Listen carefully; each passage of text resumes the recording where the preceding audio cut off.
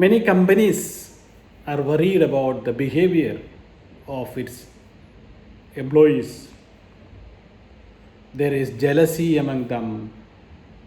There are toxic people in a workplace. There are egoistic people. There are a few staff who are negative in their mentality.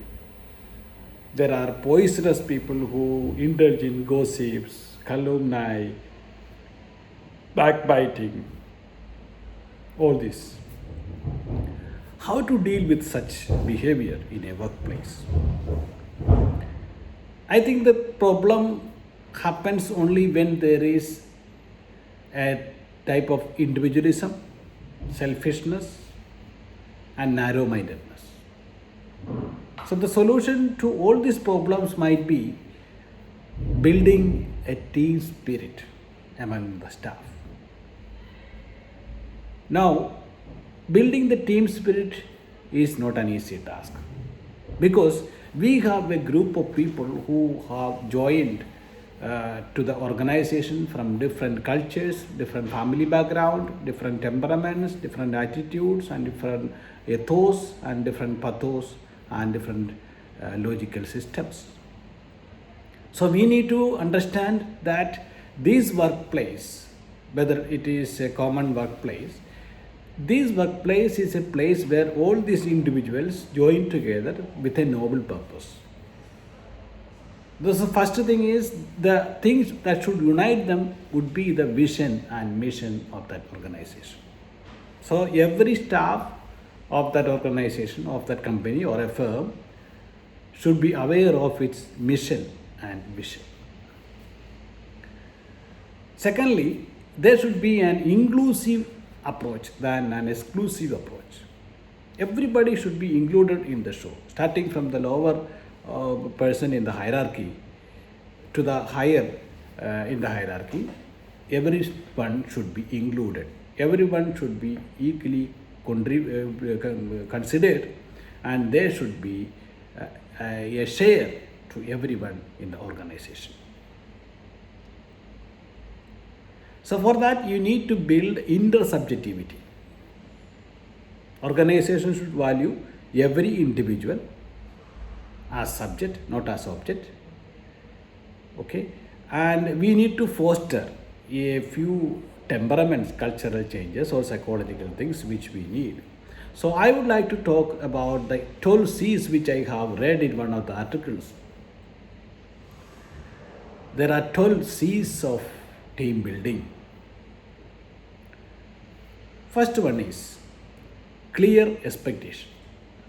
C, clear expectation, where the individuals or the employers are looking at a few tasks, few responsibilities, few obligations that should be fulfilled, or a few tasks should be carried out by each employee. That should be clear. The role of every worker should be meticulously defined, clearly defined. Nobody must have a confusion on what they are supposed to do in the organization. And if we can strictly define the roles in the firm, definitely there won't be any infringement on the freedom of others, or nobody would feel inferior that somebody is interfering in my work. Second C of team building is context. So you need to understand the context in which we are working on. So it differs from situation to situation, person to person, culture to culture. So in which context we are united? Probably, suppose there is a common program, they unite for some that. Suppose there is a common task to be met, a challenge to be faced with, or a problem to be solved, then it is that context that everyone has to work equally, unanimously, shouldering together. Third C is commitment. If everybody is committed, then that's the end of the show. In fact, if everybody is committed, then they may not have time to indulge in petty things, gossiping or jealousy or backbiting, nothing. There is no room for negativity when everybody is committed and dedicated. And the fourth one is competence. So we need to work on the competency of each worker. Competency of each worker is measured. There should be measurability. There should be a yardstick. There should be a criteria to judge the performance of each worker.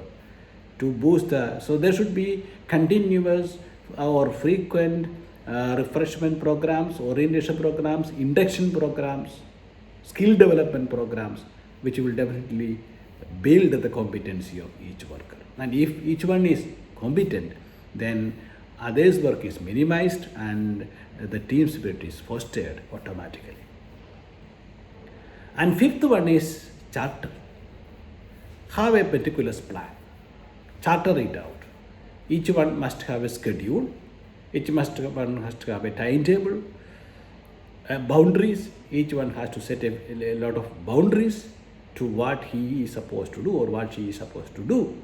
That is where the chartering means. And sixth one is control and ownership. Everyone should feel that it is their firm. There should be we feeling than he feeling or she feeling or they feeling. There should be we feeling, a feeling of togetherness, a feeling of oneness, a feeling of community should be there. So each one should take ownership of the institution.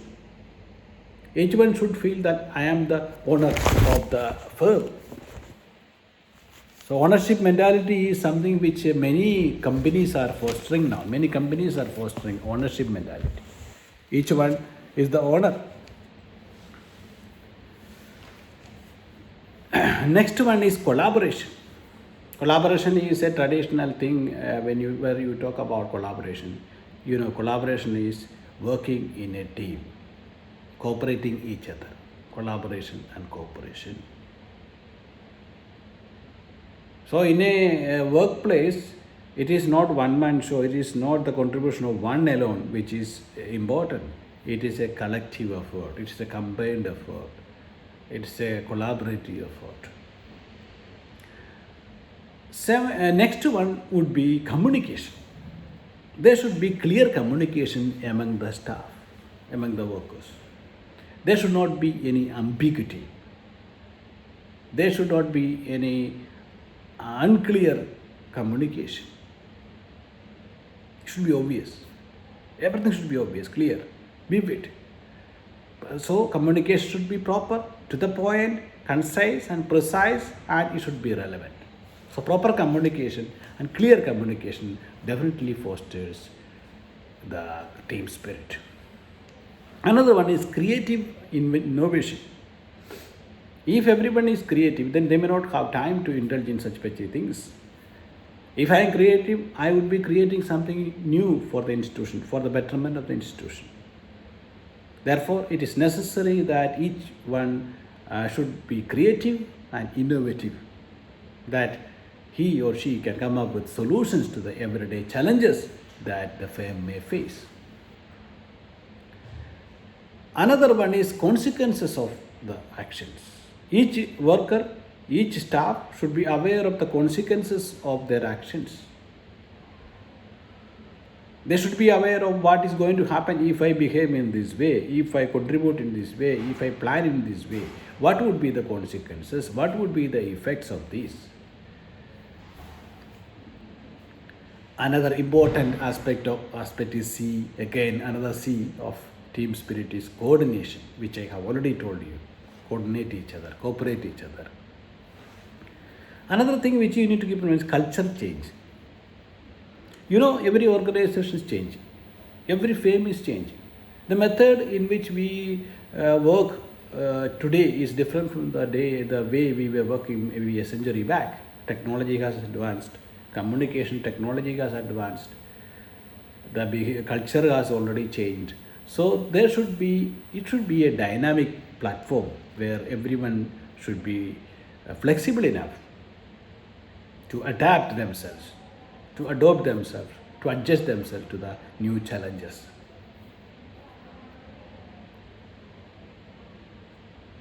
Another one which I experienced personally in my workplace is, apart from the C's of communication, is building mutual trust and respect.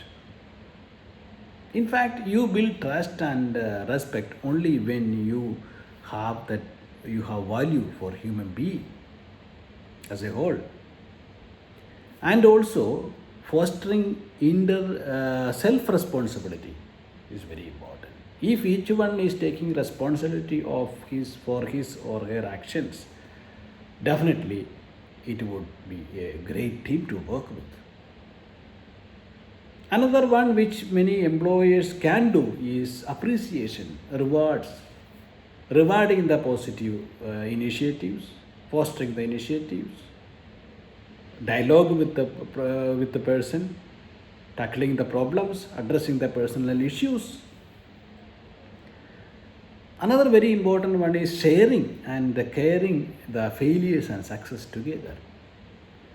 APJ Abdul Kalam was sharing one episode that happened in his life, that when he was working on a project, he failed. R.K. Dhawan was the in charge, and he was the team head. And when he failed, R.K. Dhawan told him, okay, this time you failed, I will conduct a press conference.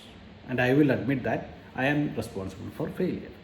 After a few attempts, they succeeded. When they succeeded, R.K. Dhawan told APJ Abdul Kalam, now you go and conduct the press conference, talking to them about your success. So a great leader. So he's saying that a great leader is the one who would take up even the failures. There are many people who would take the success. So the merit of an institution lies not in handling our successes but failures. So a leader is the one who would take the responsibility of a failure, not the success alone. Therefore, I would like to conclude by saying that a great team would definitely create wonders, make miracles happen, and anything can be achieved when we work as a team.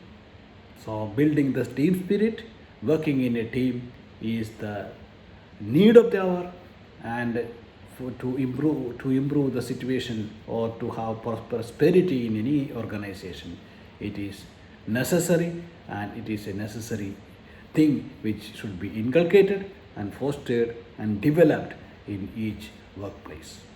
Hope these tips might help each one of you. Thank you.